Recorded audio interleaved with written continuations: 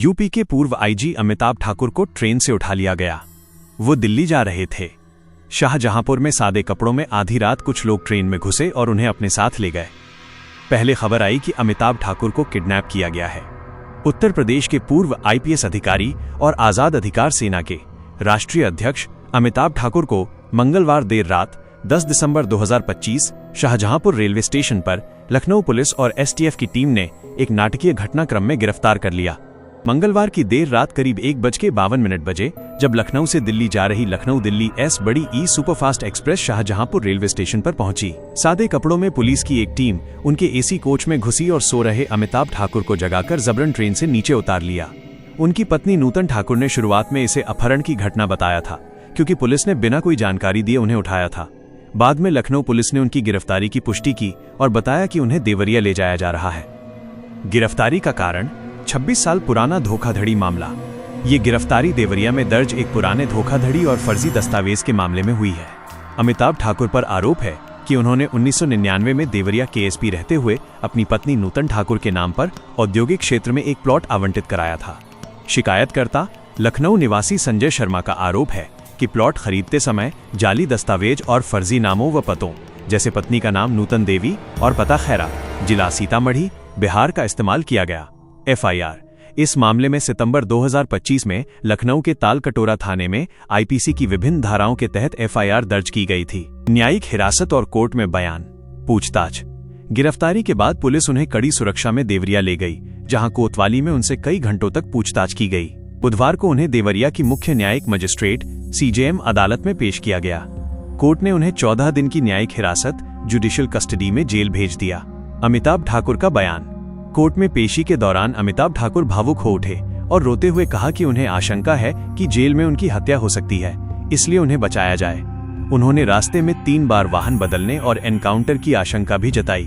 Amitabh Thakur 1992 batch के IPS अधिकारी थे, जिन्हें मार्च 2021 में उत्तर प्रदेश सरकार ने अनिवार्य सेवानिवृत्ति कंपल्सरी रिटायरमेंट दे दी थी। वो लगातार विभिन्न सरकारों और वरिष्ठ अधिकारियों के खिलाफ खुलकर बोलते रहे हैं, जिसके कारण वो अक्सर सुर्खियों में रहते हैं। जन्म 16 जून 1968। जन्मस्थान Muzaffarpur, Bihar. IIT Kanpur, mechanical engineering में BTech. IIM Lucknow, IIM Lucknow, FPM, PhD के समकक्ष। व्यवसाय पूर्व भारतीय पुलिस सेवा, आईपीएस अधिकारी, सामाजिक और राजनीतिक कार्यकर्ता, लेखक। पत्नी डॉक्टर नूतन ठाकुर, जानी मानी सामाजिक कार्यकर्ता। बच्चे बेटी तान्या ठाकुर, बेटा आदित्य ठाकुर। बैच 1992 बैच के आईपीएस अधिकारी। पहली पोस्टिंग एएसपी के रूप में गोरखपुर में। सेवा। अपने कार्यकाल में उन्होंने पिथौरागढ़, उत्तराखंड बनने से पहले समेत उत्तर प्रदेश के कई जिलों में पुलिस अधीक्षक एसपी के रूप में कार्य किया और पुलिस महानिरीक्षक आईजी के पद पर भी तैनात रहे। कार्यशैली।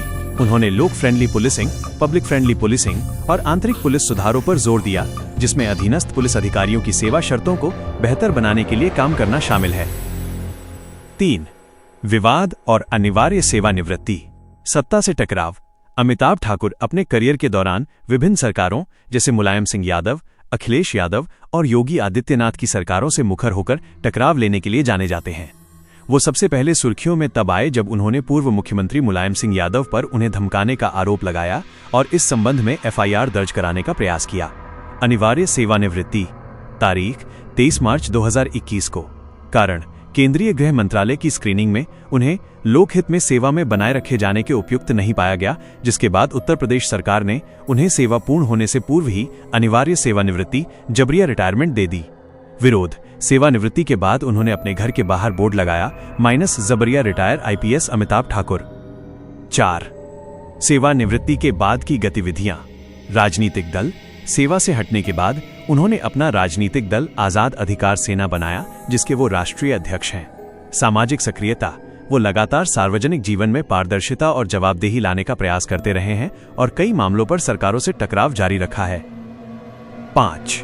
हालिया घटनाक्रम। गिरफ्तारी।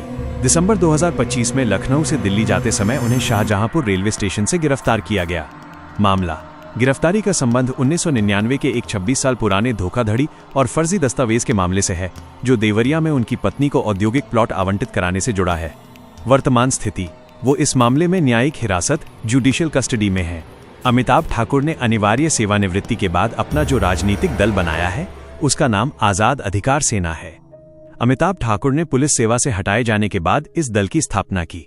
उद्देश्य: इस दल का मुख्य उद्देश्य राजनीति और सार्वजनिक जीवन में पारदर्शिता, ट्रांसपेरेंसी और जवाबदेही अकाउंटेबिलिटी सुनिश्चित करना है। यह दल उन लोगों को एक मंच प्रदान करने के लक्ष्य से बनाया गया है जो राजनीतिक और सामाजिक परिवर्तन के लिए काम करना चाहते हैं। सेवानिवृत्ति के बाद अमिताभ ठाकुर इस दल के अध्यक्ष के रूप में सामाजिक और राजनीतिक कार्यकर्ता के रूप में सक्रिय रहे हैं। वो विभिन्न मुद्दों पर मुखर होकर सरकार के फैसलों और कार्यप्रणाली पर सवाल उठाते रहे हैं। चुनाव में भागीदारी: ये दल निकाय चुनावों और विधानसभा चुनावों को लेकर भी अपनी तैयारियां करता रहा है। इस दल के माध्यम से अमिताभ ठाकुर ने अपनी सामाजिक सक्रियता और सरकारों की आलोचना को राजनीतिक स्वरूप दिया है। पूर्व आईपीएस अमिताभ ठाकुर की गिरफ्तारी और उनके गिरफ्तार करने के नाटकीय ढंग पर आप सभी की क्या प्रतिक्रिया है? अपना जवाब कमेंट सेक्शन में जरूर बताइए। अगर आप सभी अमिताभ ठाकुर के काम करने की कार्यप्रणाली से संतुष्ट हैं या फिर जिस समय अमिताभ ठाकुर आईपीएस या विभिन्न पदों पर तैनात थे और उन्होंने जिस तरीके से अपने पद का उपयोग करते हुए विभिन्न मंत्रियों और अधिकारियों के साथ मुखरता से सामना किया, उसमें भी आपका अगर क्या कहना है, अपने विचार कमेंट सेक्शन में जरूर दीजिए।